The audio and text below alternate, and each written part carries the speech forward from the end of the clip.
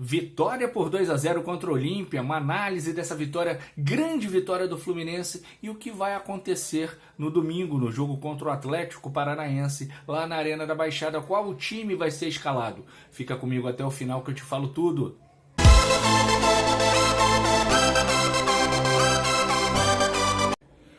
O Fluminense venceu, convenceu e encaminhou a classificação contra o Olímpia no Maracanã nessa quinta-feira à noite por 2-0. Gols do André e do Cano, um em cada tempo. Encaminhou a classificação, mas ainda não garantiu. Temos um jogo muito difícil lá no Paraguai, lá em Assunção. O time do Olímpia vai jogar com toda a gana, com toda a vontade, empurrado pela sua torcida.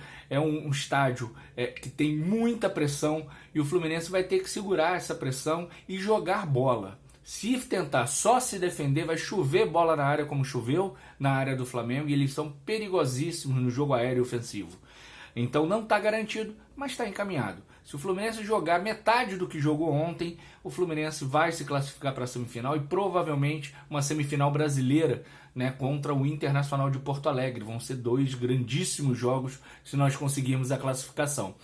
E também vamos vingar aquele clube de remo lá da Gávea, o clube do graças a Deus pegamos o Olímpia, o timeco da Gávea dançou para o Olímpia e nós vamos nos classificar contra o Olímpia e faltam 4 jogos para a glória eterna. Apenas 4 jogos, galera.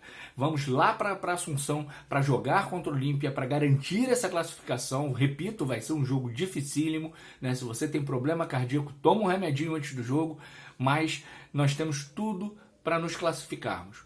Nessa quinta-feira, ontem, o Fluminense fez uma grande partida, uma das melhores partidas do ano, talvez igual contra o Flamengo, no segundo jogo da final do estadual, ou contra o River Plate, mas foi uma senhora partida, porque o Fluminense não sofreu. O Olímpia deu, se eu não me engano, 4 chutes, sendo que nenhum na direção do gol. O Fluminense finalizou 18 vezes, 6 vezes no alvo, e o Fluminense poderia sim ter saído já com a classificação garantida, porque um 4-0 não era nada demais no jogo de ontem e garantiria a classificação. Não é que não precisaria do jogo da volta, impossível o Olímpia reverter um 4-0. 2-0 tem chance, não é grande chance, porque o Fluminense não é o Flamengo, o Fluminense é muito melhor que o Flamengo, então tem chance, mas não são tão grandes assim.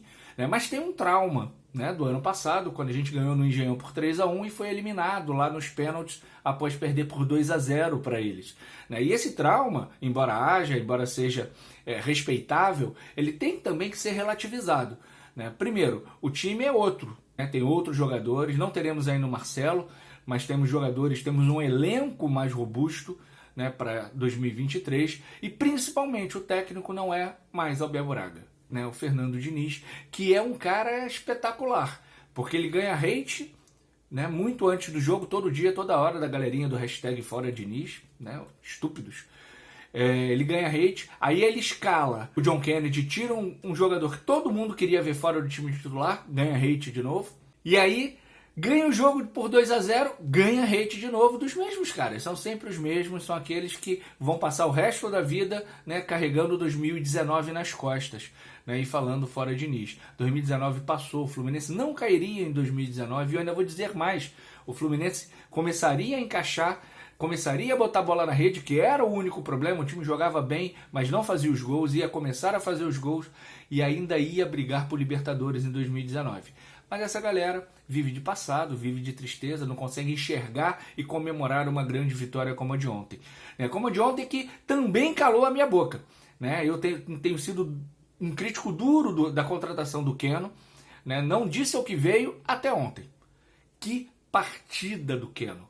O Keno foi um monstro no jogo de ontem. Foi o Keno dos velhos tempos. Foi o Keno que eu conheci lá no Santa Cruz.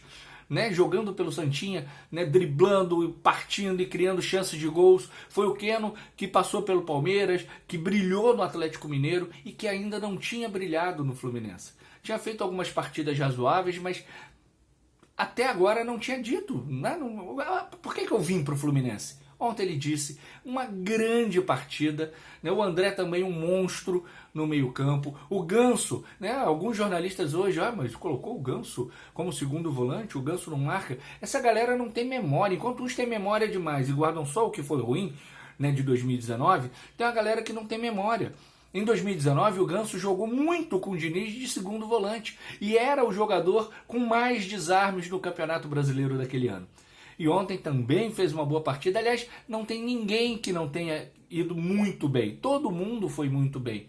Né? Uns com um pouco mais de dificuldade, como Samuel Xavier, né? Por conta dos ônibus parados na frente da área, limitou um pouco a força ofensiva do Samuel Xavier, mesmo do Diogo. Né? Mas eu só não vou falar que o Fábio foi muito bem porque ele não trabalhou. Ele só bateu 2 tiros de meta e mais nada. E algumas bolas recuadas que passaram por ele, né? E mais nada. Não fez uma única defesa porque os caras não acertaram o gol. O time do Olímpia é fraco, é tradicional, é um gigante da América do Sul, é tricampeão da Libertadores, mas o time atual ele é fraco. Ele é mais fraco que o do ano passado, inclusive. E então eu acho que o Fluminense encaminhou muito bem a sua classificação, falta agora concretizar, né? Falta agora selar. Né? E ainda falando sobre Diniz, eu queria dizer uma coisa, não só para os haters, mas para todos nós tricolores, que a gente passe a perceber determinadas coisas. Eu vou citar 3 exemplos do trabalho do Diniz que não é tático, que não é técnico, que não é físico, é um trabalho mental, é um trabalho de dar confiança ao jogador. Primeiro, o Fábio. Fábio, quando chegou, e antes do Diniz, né, que o gol do Olímpia no Engenhão sai de um passe errado dele. Né? Ele tinha pavor de jogar com os pés, ele tinha medo de jogar com os pés. Ele não é bom jogando com os pés, mas ele ficava ainda pior porque não tinha confiança. O Diniz deu confiança. E o Fábio hoje erra pouco na saída de bola. O Fábio hoje ousa alguns passes que ele não ousaria em outros tempos. Então o Fábio melhorou muito. Se há um monstro debaixo da trave, né, defendendo, ele hoje é um goleiro ok saindo com a bola nos pés, o que não era antes. Isso é um ganho gigantesco para o Fluminense. Um outro exemplo é o Cano. O Cano é aquele cara de um toque, como foi no gol ontem. Né? Fez a barreira, protegeu a bola e um toque mandou a bola para o gol. Mas o Cano tinha uma enorme dificuldade em trabalhar a bola, em tabelar, em fazer o passe. Errava muitos passes. E no jogo contra o Argentino Júnior, até lançamento ele fez no lance que acabou gerando a expulsão do goleiro do Argentino Júnior. Então, assim, é uma melhora nítida, né, do jogo do Cano, que volta, recebe, toca, abre a jogada, corre para receber. E não é só mais o cara que fica enfiado dentro da grande área para dar o último toque. Ele faz isso também. E faz isso como ninguém. O artilheiro do mundo em 2023 passou o Haaland, né, com o gol de ontem. Mas melhorou muito. E o terceiro, para mim, é o mais emblemático, porque é o cara que o Fluminense ia perder, e não só o Fluminense, tá? A vida ia perder. Né? A gente ia ter notícias ruins, né, do John Kennedy. E o John Kennedy voltou, no início foi difícil, quase não jogava, começou a jogar, começou a brilhar, e agora está com confiança para jogar com um novo comportamento, embora ontem, né, tenha se envolvido na confusão, e aí o Diniz entra em campo e tira o John Kennedy da confusão, dá um esporro no moleque e o moleque fica, como diria minha saudosa mãe, pianinho, né, quietinho, obedeceu. No início ainda tentou voltar, depois tomou o esporro e ficou quieto. Isso é trabalho de um gestor de pessoas, coisa que nenhum técnico, nenhum outro técnico brasileiro é, talvez um pouquinho o Dorival, que aliás está tomando hate lá da torcida do São Paulo. Parece que o que gosta mesmo é de tiro, porrada e bomba, essa geração violenta, né, que a gente tem aí, a geração de rede social. Então é o trabalho do Diniz. É o Diniz fazendo o trabalho técnico, tático, a sua comissão técnica fazendo o trabalho físico, de fisiologia, de fisioterapia, né, a comissão técnica dele e do Fluminense, né, e ele fazendo o trabalho de gestor de pessoas, recuperando jogadores para o Fluminense.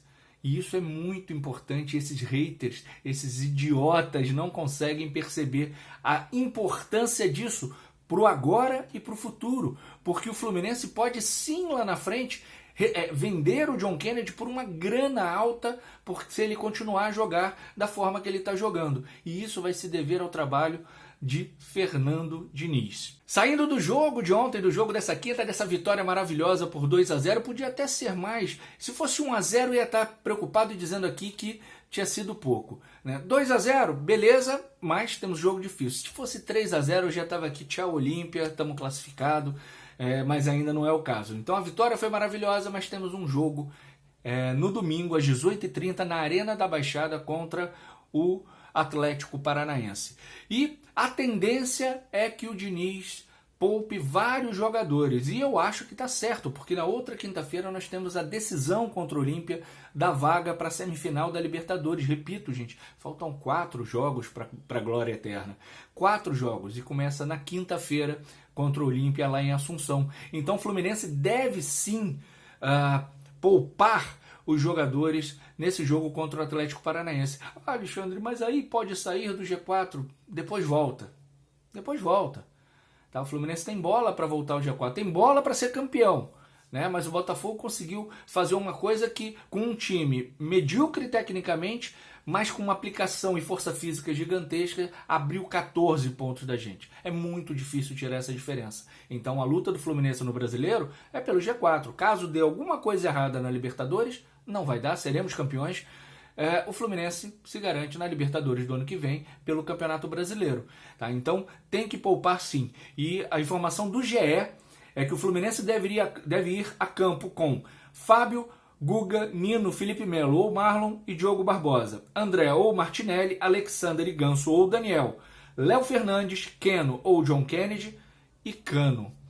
Tá? Eu sinceramente pouparia o Keno, pouparia o Ganso, pouparia o André, que tem demonstrado algum desgaste, o Felipe Melo, que, olha, vou até elogiar o Felipe Melo, tá? Teve uma atuação segura, tranquila no jogo de ontem, errou algumas viradas, porque também só erra quem tenta passe longo, né? E estava tranquilo em campo, né? Separou briga, conversou sem reclamar e sem xingar com bandeirinha, com o árbitro, né? Assumiu uma posição de liderança dentro de campo que há muito tempo eu não vejo o Felipe Melo fazer. Aliás, eu não me lembro de ter visto ele fazer. Sempre lembro do Felipe Melo metido em treta, inclusive, né? Obviamente, contra o time queridinho da arbitragem, foi expulso quando tentou apartar uma briga, se eu não me engano, na final da Taça Guanabara. Mas o Felipe Melo acho que tem que ser poupado também, já tem 40 anos. Né? E alguém pode dizer, mas o Fábio tem 40 anos, mas o Fábio é goleiro. Então o desgaste de um goleiro durante um jogo ele é menor do que o desgaste de um jogador de linha, ainda mais um zagueiro que tem que correr atrás dos atacantes já com 40 anos. E o Marlon é um grande zagueiro. Então o Fluminense, por mim, ele iria com Fábio, Guga, Nino, Marlon e Diogo Barbosa, Martinelli, Alexander e Daniel, Léo Fernandes, John Kennedy e Cano. E deixaria o Keno, o Ganso, o André no banco, ou talvez nem levasse para Curitiba, a menos que de Curitiba vá direto para o Paraguai. Então é isso, galera. O Fluminense vai com reservas, né? Não todo o time reserva, mas com várias reservas contra o Atlético Paranaense na Arena da Baixada. E na quinta-feira, o primeiro dos 4 jogos que faltam para a glória eterna, para a realização de um sonho de toda a família tricolor. Um grande beijo, um grande abraço. Tchau, tchau.